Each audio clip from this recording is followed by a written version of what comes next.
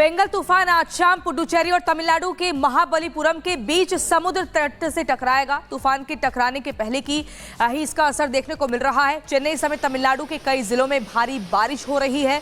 Chennai airport को बंद कर दिया गया है। करीब आधा दर्जन जिलों में स्कूल, कॉलेज सब बंद किए जा चुके हैं।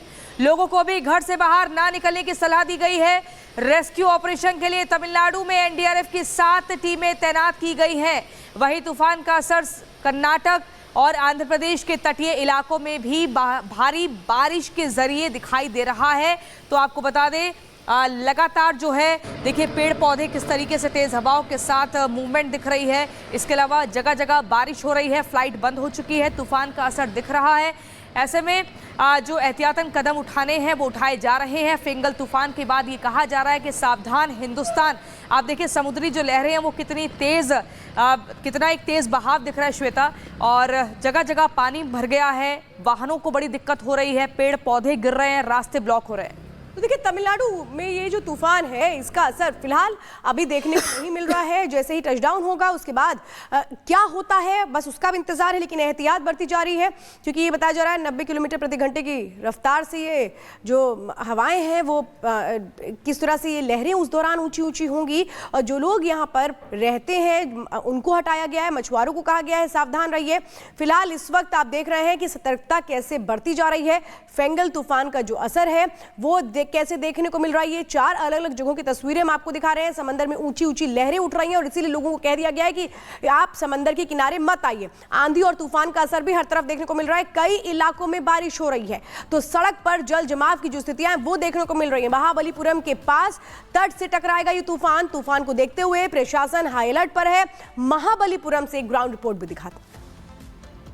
हम इस वक्त तमिलनाडु के महाबलीपुरम में मौजूद है और जिस तरह से आप यहाँ पे देख सकते हैं कि साइक्लोन फेंगल का किस तरह से यहाँ पे प्रभाव दिख रहा है। जिस तरह से आप यहाँ पे ये जो वेव्स है महाबलीपुरम के सी शोर पे यहाँ पे जैसे कि आप देख रहे हैं कितने हाई टाइड्स है। और साथ ही साथ अब साइक्लोन फेंगल जो है वो कहा जा रहा है कि वो करीब शाम 5:30 बजे के आसपास साइक्लोन लैंडफॉल करेगा। और ये जो है वो डीप डिप्रेशन इंटेंसिफाई होने के बाद ये सिवियर साइक्लोनिक स्टॉर्म में फॉर्म होगा। और इसी के वजह से हम इस वक्त यहाँ पे महाबलीपुरम में भी किस तरह से आप जैसे कि देख रहे हैं कि किस तरह से यहाँ पे हाई टाइड्स है। और साथ ही साथ एनडीआरएफ टीम्स को भी स्टैंड बाय पर रखा गया है और एसडीआरएफ टीम्स को ग्राउंड पे डिप्लॉय किया गया है जहाँ पे इसका इम्पैक्ट ज़्यादा रहेगा वहाँ पे। और साथ ही साथ मछुआरों को भी कहा गया है कि वो समुद्र में ना जाए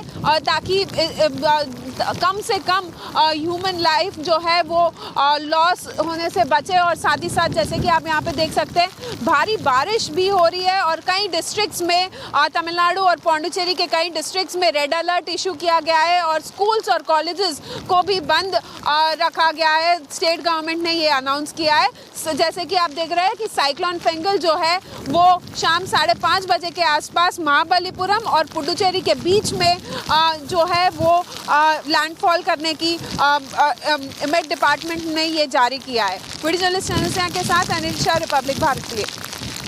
और इसी खबर पर अनेरी हमारी सहयोगी संवाददाता पुडुचेरी से हमारे साथ जुड़ गई हैं। अनेरी, अभी आप ही की रिपोर्ट हम देख रहे थे, जो तेज हवाओं के बीच समुद्र किनारे खड़े होकर आप बता रही थी। लेकिन ये बताइए कि अभी इस फेंगल तूफान का असर किन किन जगहों पर देखने को मिल रहा है और एहतियातन क्या कुछ कदम उठाए जा रहे हैं, क्योंकि कई सारी फ्लाइट्स बंद हो चुकी है, स्कूल कॉलेजेस बंद हो चुके हैं।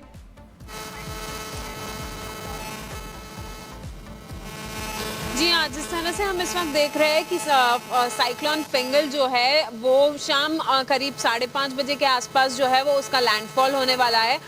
करीब करीब महाबलीपुरम और पौंडीचेरी के बीच में साइक्लोन फेंगल का लैंडफॉल होने वाला है। और साथ ही साथ इस वक्त भी हम जैसे अभी पौंडीचेरी कुछ देर में पहुंचेंगे, जैसे हम चेन्नई से हम देख रहे हैं कि भारी बारिश के चलते अभी एयरपोर्ट अथॉरिटीज़ ने कई फ्लाइट जो है वो कैंसिल कर दी गई है क्योंकि वेदर जो है वो ठीक नहीं है। इसी कारण फ्लाइट्स को कैंसिल कर दिया गया है। और साथ ही साथ अब जैसे कि भारी बारिश हो रही है और कई जगहों पे जो है मछुआरों को भी कहा गया है कि वो समुद्र के अंदर ना जाए ताकि आगे चल के और भारी बारिश। रेड अलर्ट भी इशू किया गया है। साथ ही साथ स्कूल्स और कॉलेजेस को भी बंद रखने का एडवाइजरी दिया गया है सरकार के तरफ से। और साथ ही साथ एनडीआरएफ टीम, एसडीआरएफ टीम्स जो है वो कई जगहों पे डिप्लॉय की गई है जहां पे साइक्लोन फेंगल का इम्पैक्ट होगा